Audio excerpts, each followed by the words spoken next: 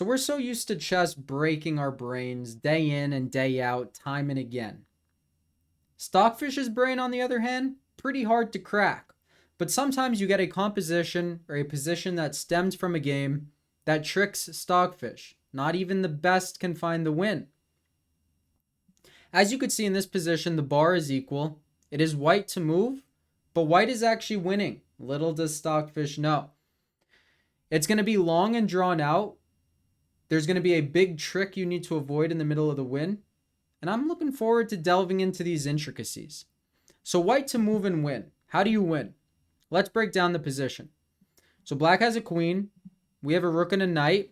Both of us have 2 pawns, so black is up 1 point of material, right? Rook plus knight 8, queen 9. But we know endgames a lot of the time are about activity. That is why white is winning here. You know how they say knights on the side of the board not so great? Principles are made to be broken. This knight, absolute tank. What is it doing? It's trapping black's king on the 8th rank. Pretty hard to escape on g7 when the knight guards it. So moral of the story, first thing to do at hand, get the rook to the 8th rank. I think that would be a good train of thought. You might be like, wait, why can't I just push this pawn to c5? Let's go over that one quickly first. Pawn to c5. It looks like, okay, your rook's behind a passed pawn. You're going to make a queen. Do not let the enemy activate their queen. It's going to be a bad day. Something like queen to g6, forking the rook and the knight. Say the rook comes over here to h2. The queen will just activate and scoop up the pawns. It will be losing for white. So that eliminates pawn to c5. Pawn a5 is just the worst version because that pawn is going nowhere. So let's talk about rook b2. Rook b2 makes some sense, right? Rook to b8, checkmate in 1. Except that's never going to happen. Black's just going to go to a7, stop the rook b8 checkmate threat, aim at a4, and then get his king out, gain some space for his king. What else? That leaves us with rook to d2 and rook to e2. Which is better? Which is it harder for black's queen to stop? The e8 square or the d8 square?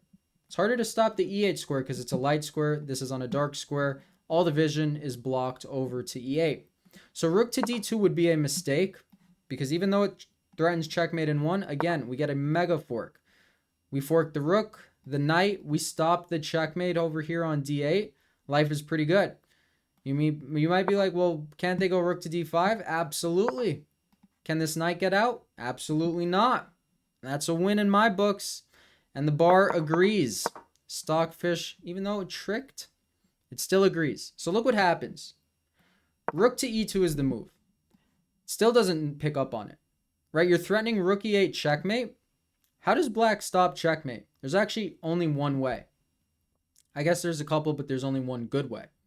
Right? Something like pawn to h6 would be a travesty. Tragedy. I think travesty is also a word. King to h7, knight to f6 check. Remember this type of position. The king comes to g7 or g8. Boom. Tragic. For one of them. So that is not what happens. How do you stop checkmate? Queen to g8. Now this is where everybody makes the mistake. And as you could see, the engine now realizes white is winning. How do you win? Guaranteed more than half of you are going to say knight f6. Pause the video, solve it from here. You see, why is knight f6 a mistake? It's very fascinating. Makes a lot of sense, right? You're throwing rook e8, so if the queen stays on the 8th, you're going to pick up the queen. That's pretty good. So the queen has to move. Let's say the queen comes to g1.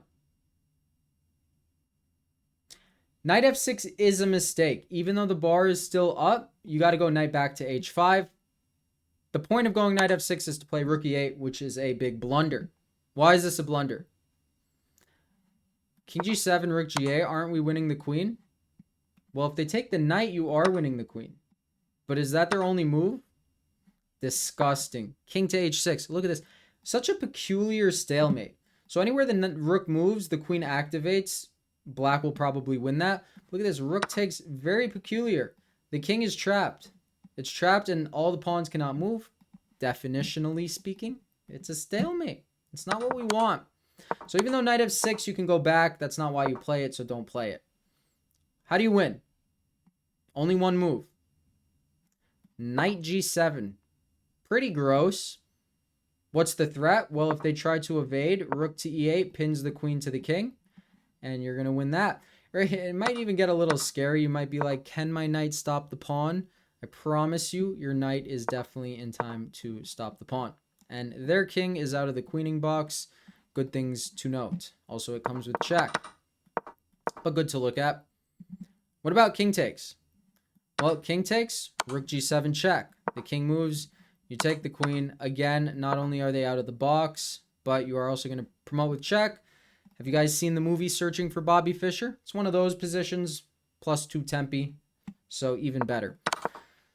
Well, the same. A win's a win, right? Queen takes g7, what now?